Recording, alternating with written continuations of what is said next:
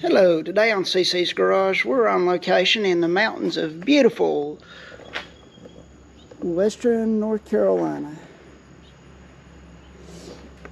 I was up here about a week ago, week and a half, and I hit a pothole with my car. As you can look, I got a Jeep rim on this side. I destroyed the rim for this side. Had to take the front bumper cover off due to getting it home. I've got the parts here, new rack, just in case I need it, tie rod end that I already had. I already need to replace the steering shaft in the car. It has a bad rag joint, so I ordered me a solid one a while back, just hadn't got it in.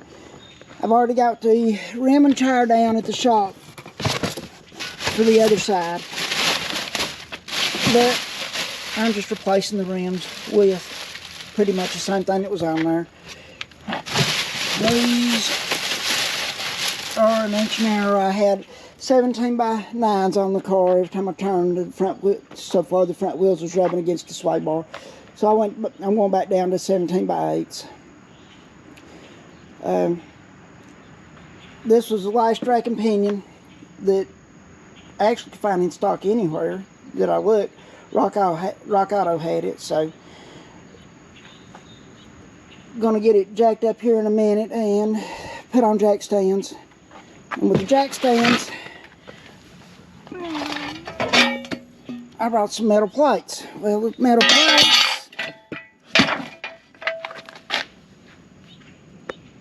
I just set the jack stands on. That way it spreads the load out evenly over a bigger area, especially since I'm working on asphalt. Don't want the jack stands to cut into the asphalt. If I was on the ground, it'd work even better, or about the same. Now the nice thing was, when I took the front bumper cover off, I had to get it home. If I didn't have a convertible top, I would have never got this thing in the car to get it home. So let me hop off here, get this car jacked up, get everything set up and ready to go, and I'll bring you back. Okay, I just realized I had the max lens setting on the camera, and I took it off yesterday. So we'll see how that first part of the video shows that. Car's jacked up, got the hood raised. I went ahead before I jacked it up, put a center block under the back. As you can see, jack stands under it, sitting on the pad. Got that on both sides. And I also set the emergency brake. So now we're going to get in here and start undoing the rack and pinion and all that good stuff. While I was under here putting the jack stands in, I did notice, I kept thinking, this center looks to be farther back than the other side, which it is. Kind of hard to tell on this, but it shifted a little bit there. You can really tell it here around these bolts that it shifted, so I'll have to loosen it up and get it back straightened up, but I won't be doing that while I'm here. It's going to take a little bit more tools than I've got. So now we're going to get started, get the rest of my tools gathered up, and get under here and get this rack unbolted. Okay, show you what I was talking about, the rag joint. If you watch.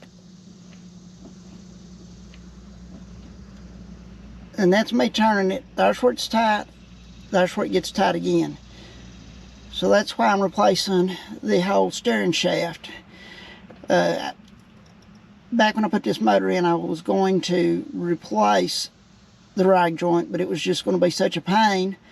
It was hard to get off and all that, so I ordered a solid steering shaft, and hold on a second and I'll show you what it looks like.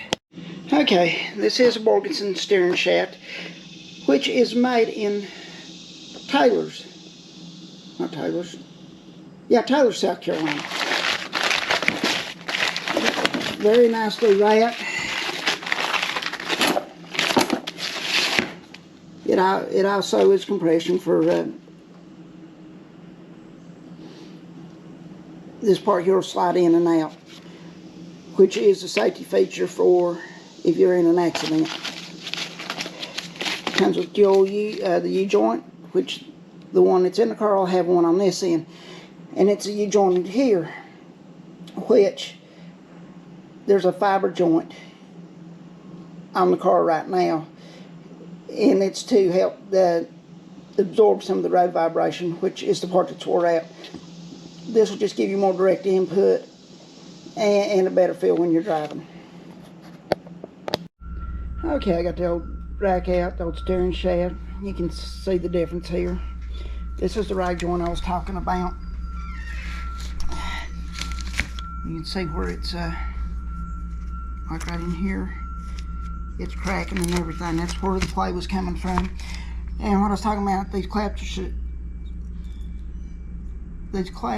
shafts are collapsible, and this one's double collapsible. And what that's for is if you're in a wreck, it will collapse instead of shoving the steering wheel into your chest. You can just get a look at how much beefier this Borgenson one is. And I was wrong a minute ago when I said Taylor's. It's actually Traveler's Rest, where Borgenson's out of.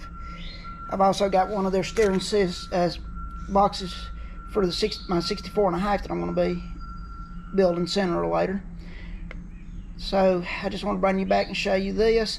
It does take, under the steering column, to get the shaft out, is a T50 Torx bit that you have to use.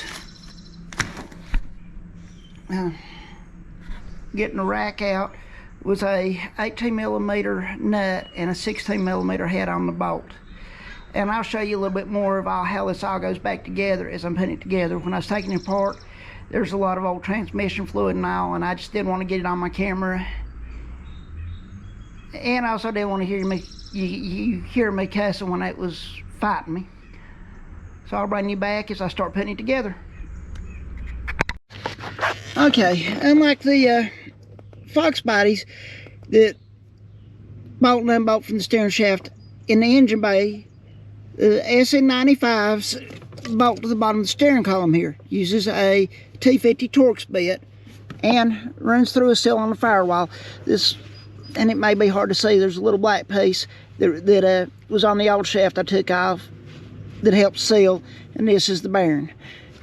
This shaft here, the stud that was coming out, is also adjustable. There's a little Allen bolt that you loosen up to put it in.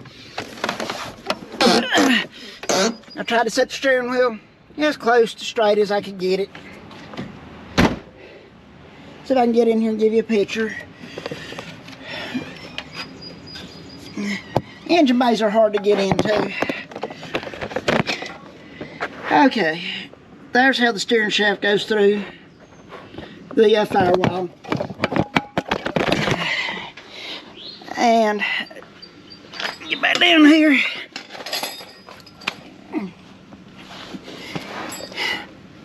New rack, I haven't put the tie rod ends. The other end of the steering shaft will go to this. This is your pressure line. No, this is your return line, and this is your pressure line for the power steering. This one comes down from the pump, and this one goes through the cooler and then back from the cooler into the pump reservoir.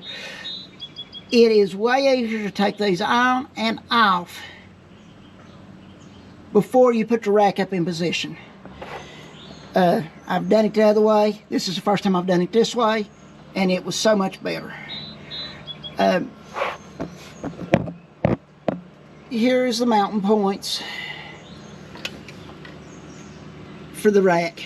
Like I said, the nut on this end is an 18mm. The head of this bolt is a 16. And then of course it's got flats on here where you can grab it with a wrench to hold it and do it by hand if you're not doing like I do and using a pneumatic tool to take it off, or battery powered, whichever.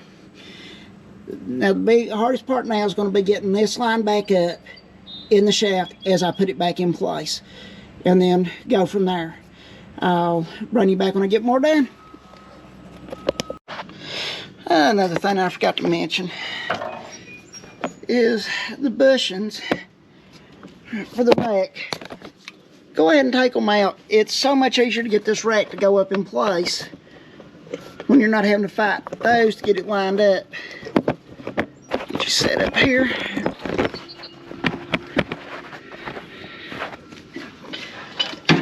Now if I was somewhere I could lift the motor, or if I had the motor lifted up, this would probably work a lot better.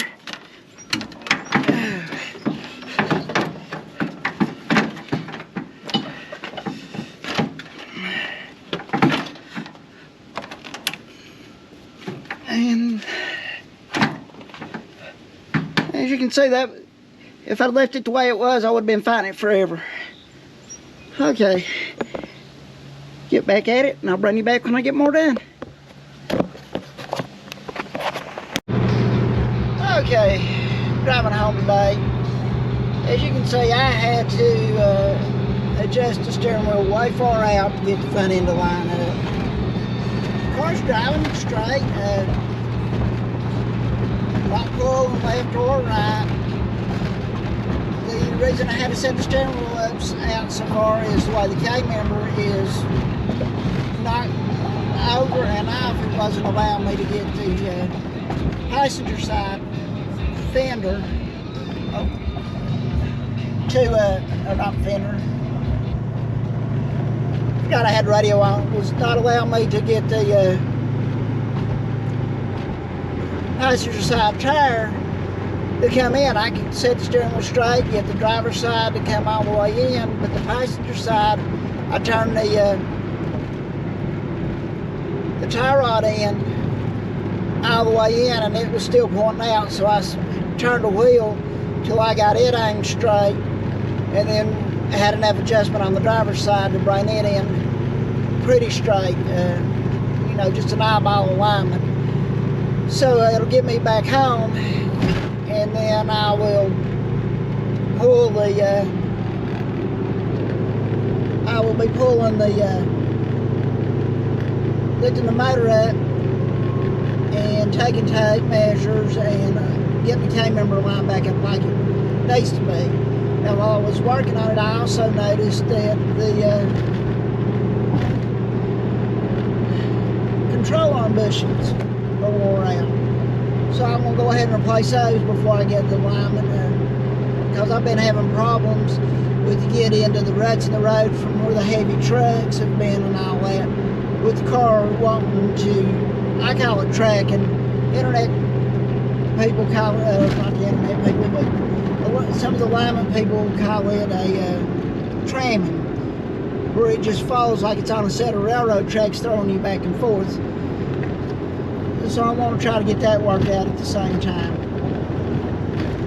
Well, I'll get this video finished up, and then I'll bring another video on it when I start doing the alignment and changing out the control arms. Thank you for watching CC's Garage, and have a good day. Oh yeah, I forgot.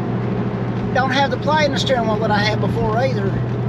It responds like it should now, instead of being a good couple inches movement before it responds. Tighten the steering up a lot.